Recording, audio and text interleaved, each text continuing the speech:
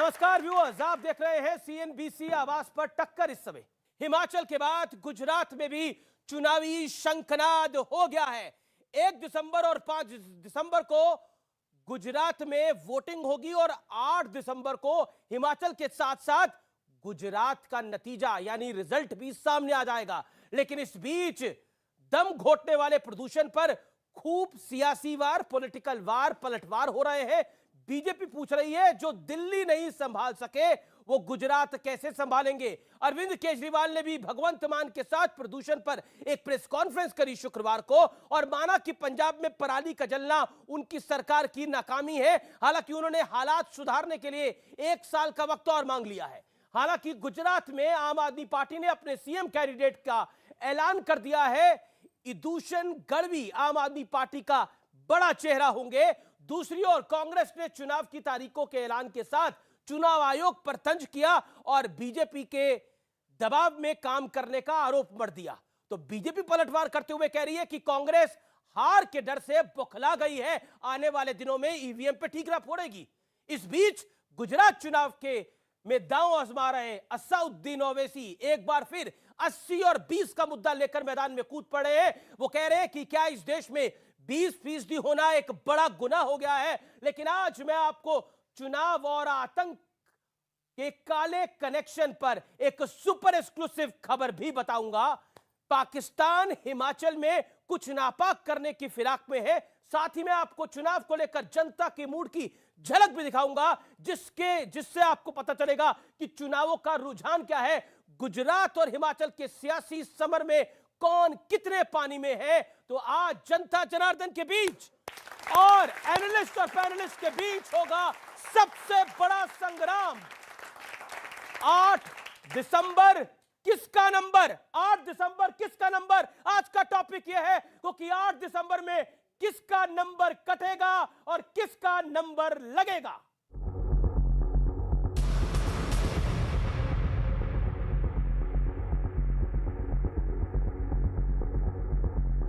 Date of poll would be 1st and 5th, with the date of counting to coincide with Himachal Pradesh on 8th of December.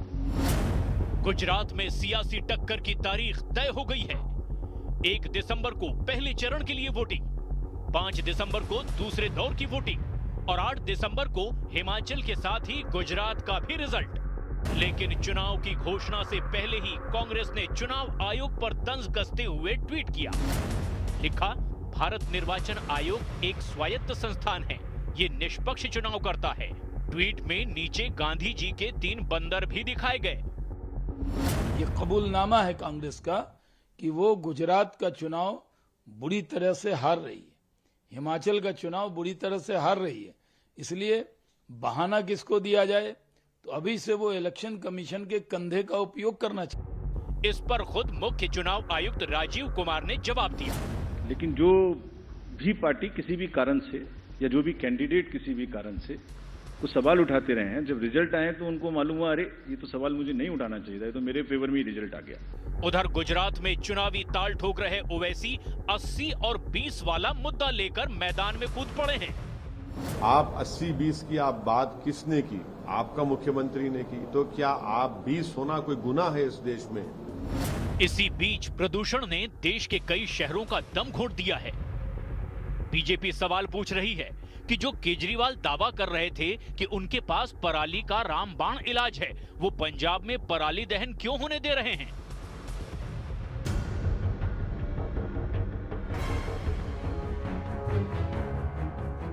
जी, ये सब जो भाषणबाजी आपने पहले किया था और आपकी जो कारगुजारी है, इन दोनों के बीच में जो फर्क है वो हम देख रहे हैं। आपके पास केवल पोल्यूशन है, सॉल्यूशन नहीं है केजरीवाल जी।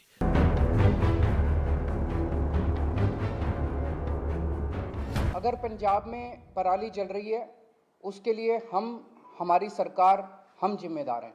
अगले साल तक पराली के जलने का इंसिडेंस काफ़ी कम होगा। कई सारे कदम उठाए जाएंगे, स्पेसिफिक कठोर कदम उठाए जाएंगे। लेकिन आज सबसे बड़ा सवाल है कि चुनाव में किसका पलड़ा भारी दिख रहा है। तो 8 दिसंबर किसका नंबर, आज इसी पर चर्चा होगी। और मेरे साथ सुधांशु त्रिवेदी है, बीजेपी के सांसद और लोकप्रिय प्रवक्ता, उनका अभिनंदन है। मेरे साथ अतुल लोंढे हैं, प्रवक्ता कांग्रेस पार्टी के और महाराष्ट्र कांग्रेस के चीफ स्पोक्स पर्सन भी हैं, उनका भी अभिनंदन है। मेरे साथ इस चर्चा में जुड़ रहे हैं संजीव झा, विधायक हैं, प्रवक्ता हैं आम आदमी पार्टी के, जोरदार तालियों के साथ अभिनंदन करिए। मेरे साथ दीपक झा जुड़ रहे हैं, जाने माने राजनीतिक विश्लेषक, जोरदार तालियों से उनका अभिनंदन है। सैयद जावेद का अभिनंदन करिए, राजनीतिक विश्लेषक। आलोक वत्स और अजीत कटारिया, आप सबका अभिनंदन है। मैं इस चर्चा की शुरुआत करता हूं और इस चर्चा को जब मैं ओपन करता हूं तो मैं सीधा डॉक्टर सुधांशु त्रिवेदी आपके पास आता हूं। 8 दिसंबर किसका नंबर कटने वाला है या लगने वाला है? देखिए, जहां तक नंबर की बात है तो उसमें कोई बहुत दिमाग लगाने की जरूरत नहीं है। गुजरात के चुनाव में पहले कहा जाता था 2 पार्टियां होती हैं, अब जो है कह रहे हैं 3 पार्टियां हैं, तीनों अलग अलग कारणों से चुनाव मैदान में है।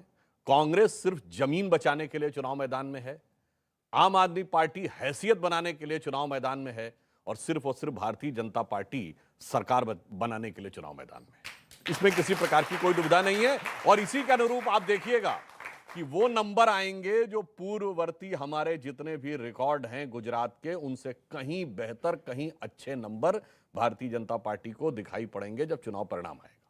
जी, मैं अतुल लोंढे आपसे सवाल पूछूं, आप चुनाव लड़ रहे हैं या चुनाव लड़ने का दिखावा कर रहे हैं? 50 सेकंड आपके।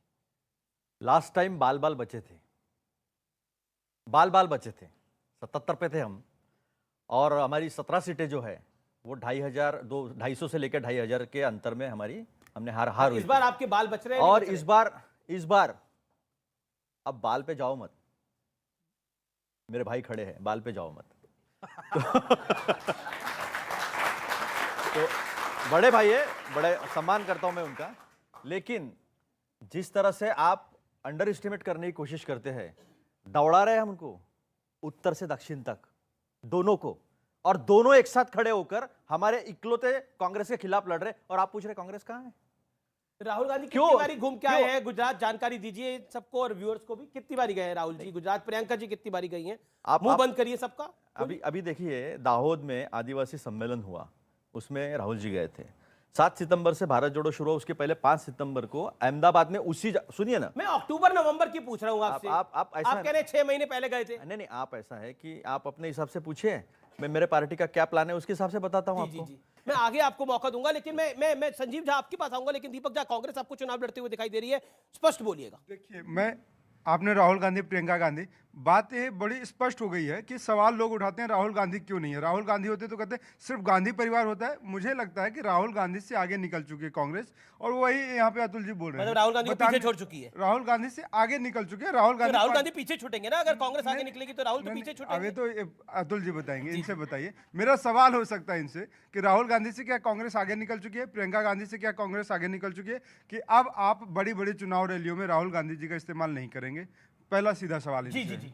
और एक सवाल है आम आदमी पार्टी से और सुधांशु जी से, क्योंकि ये लोग लक्ष्मी जी और गणेश जी की मूर्ति लगाने की वकालत करते हैं नोटों पे। तो मैं पूछता हूँ साहब, आप लोगों को क्यों नहीं बोलते कि पवन देव और वरुण देव का लगा दीजिए फोटो, तो वायु देवता शुद्ध हो जाएंगे, दिल्ली की जनता। बहुत बढ़िया, बहुत बढ़िया। लेकिन आपने दोनों से अच्छे सवाल पूछे। अब अतुल लोंढे जवाब, राहुल जी से आगे बढ़ गई है कांग्रेस, प्रियंका जी से आगे बढ़ गई, 30 सेकंड में जवाब। राहुल जी, प्रियंका जी के साथ पूरी कांग्रेस आगे बढ़ी है, और एक ऐसा नेता जो डीसीसी प्रेसिडेंट था, एक जिले का प्रेसिडेंट था, आज राष्ट्रीय प्रेसिडेंट बना है।